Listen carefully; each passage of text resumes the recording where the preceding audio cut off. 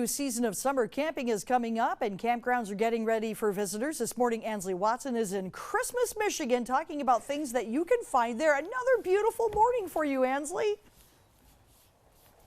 I know. I was asking John, I was like, you think it's going to be a beautiful sunrise this morning? Of course it's going to be a beautiful sunrise.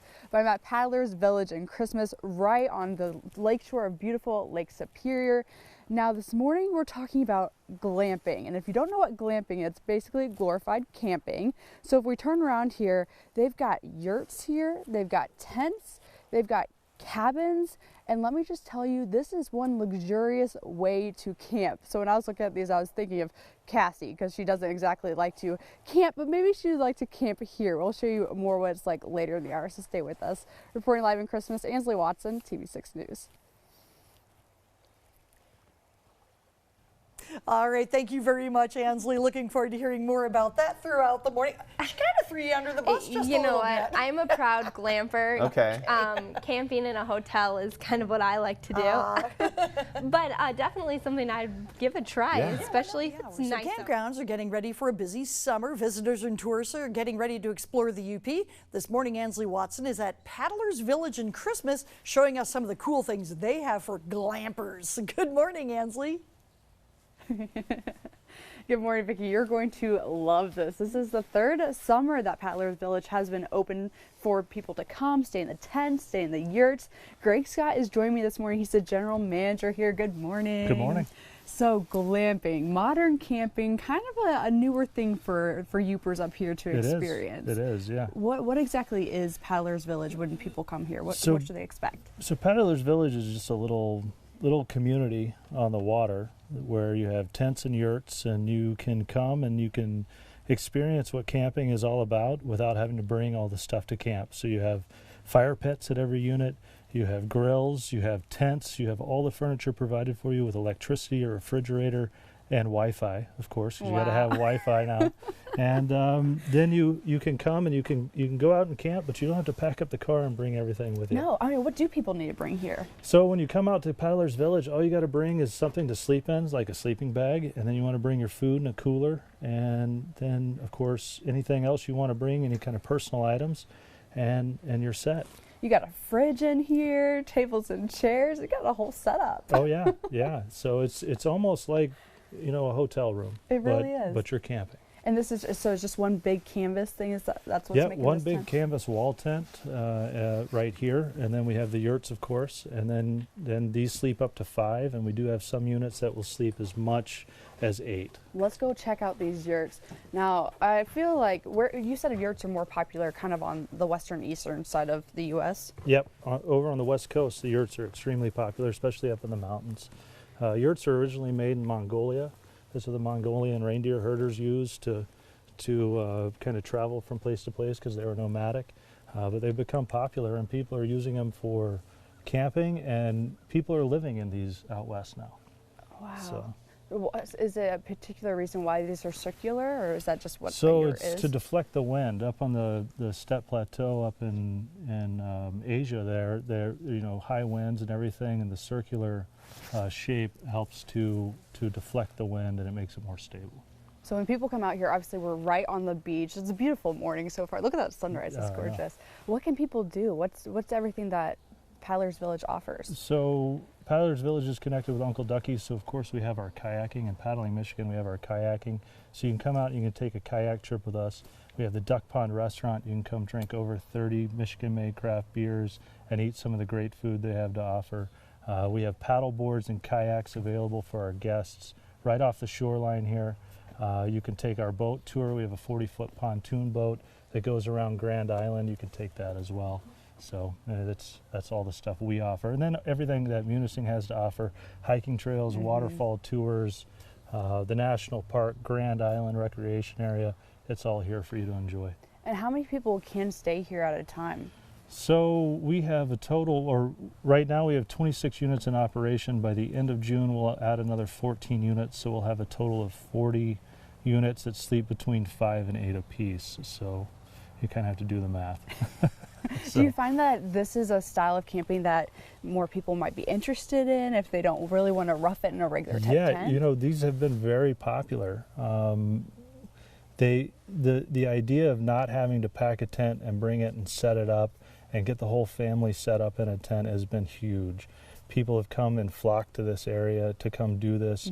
For 3 years now. This is the third summer, and you know, the reviews have been great. Everybody has been really happy with the stay here. So, and not even that, you also have cabins here as well. We do. We have 2 cabins, so they're very limited, but we call them a hard-sided tent. So, you know, it's some people aren't as comfortable sleeping in the idea of a tent, so we did build some cabins so that they could lock the door and weren't afraid of anything coming in. So. Well, you are expanding, so later in the hour we will check those out. So stay with us. Reporting live in Christmas, Ansley Watson, TV6 News. All right, thank you very much, Ansley. Sounds like a great place to check out. And as we do get closer and closer into what modern camping is becoming more popular for tourists on the go. Paddler's Village is building new additions for this summer season, and Ansley is there right now to show us what's taking place. Good morning again, Ansley. Andrew, good morning. Earlier we got to see the yurts, but now we're going to see how they are made. Greg Scott is joining me this morning. He's the general manager for Paddler's Village. Good morning. Morning. Okay, so you are expanding, obviously. These yurts and tents, people are loving them. Right now, how many do you have that are already built? So already built, we have 8 yurts, 2 cabins, and that leaves us with what, 16 tents. Okay. So you decided you wanted to expand. Yep. How many more are you adding in? So we're going to add 10 more yurts and 4 more tents. And the tents are already up behind us. And then we have the yurts that will be going up this week, actually. Another interesting thing was for this past winter, you had the yurts open year round. Yep. What was that like, or how did that work? That was great. You know, we opened them up for Ice Fest and then just kept them open all year long. And just right after Christmas, people started coming in and staying in the yurts and really loved it. You know, again, it's the winter camping experience, but you don't have to bring anything or have a specialized tent to do it or anything along those lines. So it went over great. We had people in it almost every weekend. Wow.